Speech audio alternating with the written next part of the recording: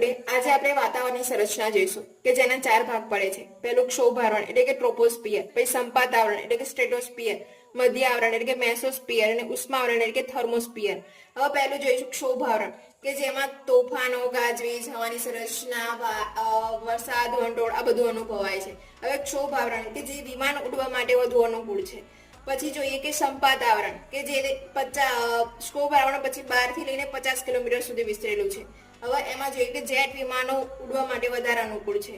પછી એમાં ઓઝોનનું સ્તર આવેલું છે કે જે 15 થી લઈને 50 કિલોમીટર સુધી વિસ્તરેલું છે। ઓઝોન કે જે સૂર્યના અલ્ટ્રાવાયોલેટ કિરણોને શોષે છે અને હવાને એકદમ શુદ્ધ કરે છે અને મનુષ્ય માટે આરોગ્યપ્રદ છે। પછી જોઈએ કે મધ્ય આવરણ કે જે 50 થી લઈને 80 કિલોમીટર સુધી વિસ્તરેલું છે। પછી જોઈએ ઉષ્મા આવરણ કે જેને આયનાવરણ તરીકે પણ ઓળખવામાં આવે છે। હવે ઉષ્મા આવરણમાં રેડિયો પ્રસારણ કરવા માટે વધારે ઉપયોગી છે। હવે ઉષ્મા આવરણમાં જોઈએ કે જે ધ્રુવ પ્રદેશ ઉપર મેરુ જ્યોત જોવા મળે છે।